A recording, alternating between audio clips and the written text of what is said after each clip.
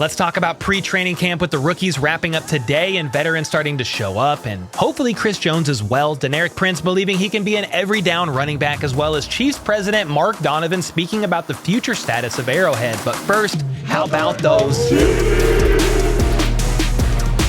All right, first up, for the 7th day in a row, quarterback is numero uno, aka Mahomes level status on Netflix, which I found to be pretty dope. I'm now on episode 8, nearly finished, and it's been an absolutely incredible watch. It's also worth noting that another season did get renewed. Peyton Manning, who was the executive producer of Quarterback, spoke recently on the Pat McAfee show and said, quote, "Season 2 has been greenlit by Netflix. We're excited. We're hoping for more quarterbacks. It's easier to say yes. I don't want to hear it's going to be a distraction, because that's not true. Patrick Mahomes proved that. Kirk Cousins proved that. Marcus, the way he handled that, proved that. We're hoping that guys, after seeing it, say, this is going to be a cool thing that I can show my kids when I'm older, show my grandkids one day. Hopefully the pitch will be easier." And I personally would love to see another higher level QB like Joe Burrow, Josh Allen, maybe Jalen Hurts, then a franchise QB, but not elite level QB like Dak Prescott maybe, and finally, a quarterback who is struggling to even remain on the roster like Russell Wilson. Broncos country, let's ride. Anyway, enough of that, because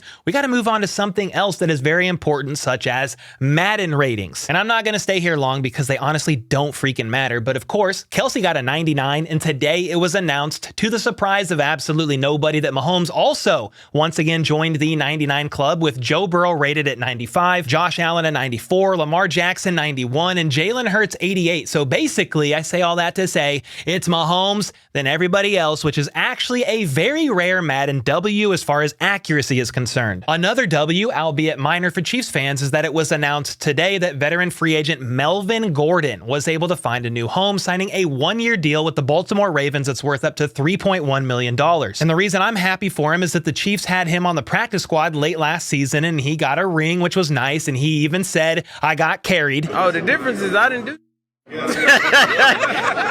I got carried.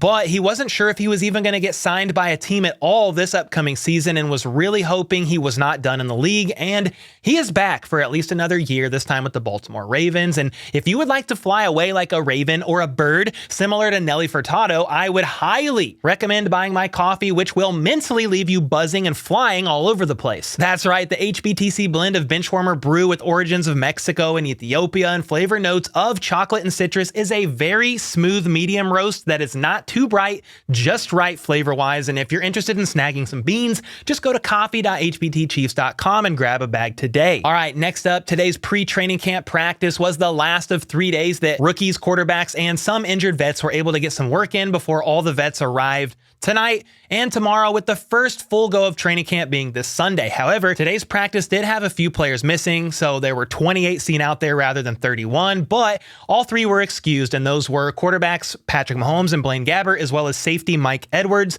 which allowed extra work for Shane Buechele and Chris Olajuwon. However, Pacheco was seen back out there working once again, suited up in yellow, as he's still limited due to his shoulder recovery. And as far as today's standouts at practice go, Pete Sweeney noted that the play of the day was actually a deep pass from Shane Buechele to Cornell Powell, the draft pick from a couple years ago that's been on the practice squad for the most part, which was nice to hear, him making a nice splash play, but not so fast, because defensive back Anthony Cook was actually able to break up the pass and rip the ball out as they were going to the ground. Matt McMullen noted that another defensive back in Shamari Connor also made a great play to break up a pass on an underneath route. Rashee Rice had a tough drop, but then a couple of solid back-to-back catches where Rice proceeded to juke a few defenders out of their shoes. Rice also caught a TD pass from Chris O, as well as Nico Remigio. Remigio is a name we keep hearing about, enough so that I personally am intrigued to see how he holds up at camp as a potential sleeper, or at least a practice squad hopeful. Next up, a few players spoke to the media as well today, with the first being cornerback Ekow Boy-Doye, who said that being able to play for the Chiefs is a blessing, especially since he's from Lawrence. He played at K-State. It's a dream come true for him, and he's here to show the coaches what he's all about come training camp and show them exactly why he's here. And while I don't personally have him making the 53-man roster, at least at the moment,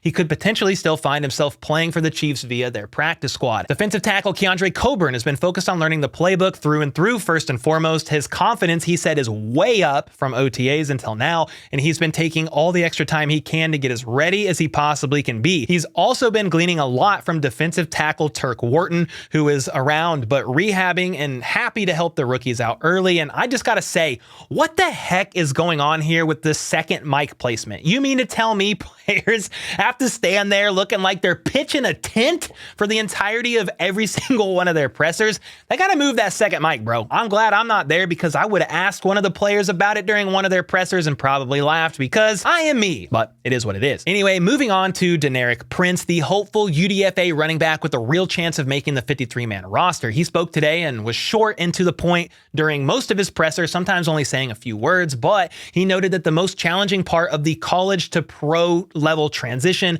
has been the playbook and emphasis on technique. And speaking of technique, he's been really working his footwork and technique to be ready for camp. And we know he's been working a lot, as we've seen more training videos from this man than a player in a Gatorade commercial in the lead up to camp. Not that I'm complaining one bit, but as far as what makes him different, this is what he had to say. I just feel like, me personally, I feel like I'm an every down back. I feel like I could do it all, from routes to running hard or whatever they need. And that would be absolutely fantastic if he could end up being just that, an every down back. I mean, if he can quickly show his ability as a runner, as well as earn the trust of Mahomes and pass protection and catching passes from him out of the backfield, making the most of every opportunity, he could eventually be a valuable piece of the Chiefs running back room one day. It's clearly too early, and we need to see more from him first. And how I think he makes his way onto the roster is also by being the #1 kick returner like Pacheco was last season. But think about it. CEH is probably gone after the season. The Chiefs declined his 5th-year option,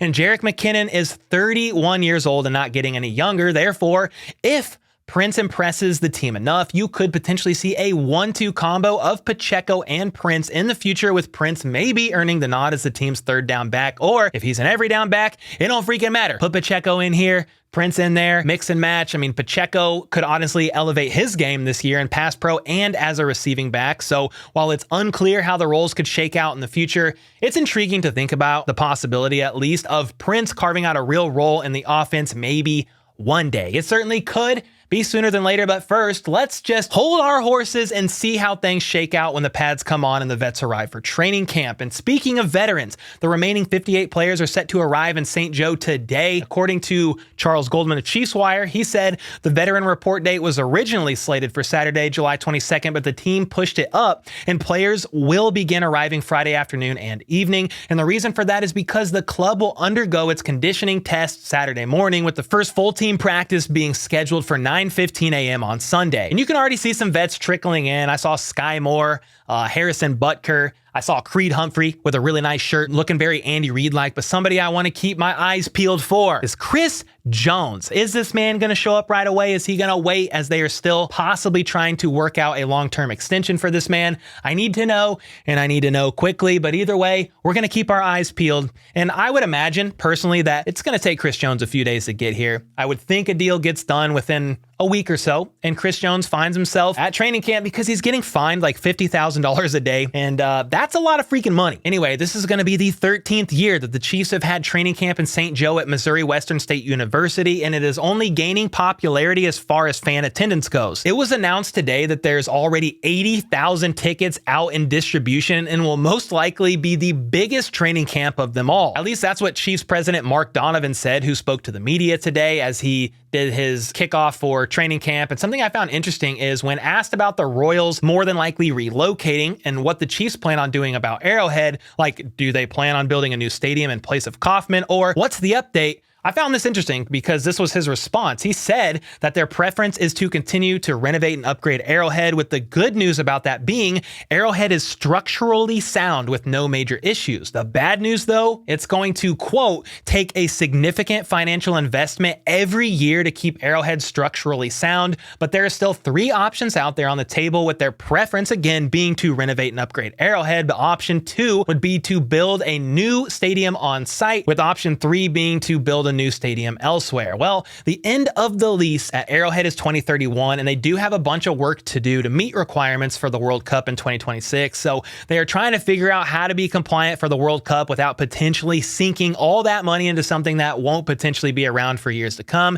And while he didn't directly say that, I took it as they are trying to figure out how to invest all this money into Arrowhead to be World Cup, FIFA, whatever it is, compliant without possibly having to go an entirely different route at the end of the 2031 lease. However, it's far enough away that we could still possibly see a new stadium even after all of this is said and done. It's just too early to tell. Their immediate focus is to get things ready for the World Cup without sacrificing the football experience, which is their main priority for all of Chiefs Kingdom. The reason they wanted to host the World Cup, though, is because it will benefit the entire Kansas City region quite a bit as far as exposure and revenue goes. Quote, "It's going to be the biggest thing this region has ever seen by a lot. But still, lots of decisions need to be made, and they need to be made sooner rather than later." And with all that being said, I personally hope they keep Arrowhead the iconic stadium that it is, and then upgrade over time. But we will have plenty of time still before that happens. But what say you? Yes, you watching right now. Blink twice.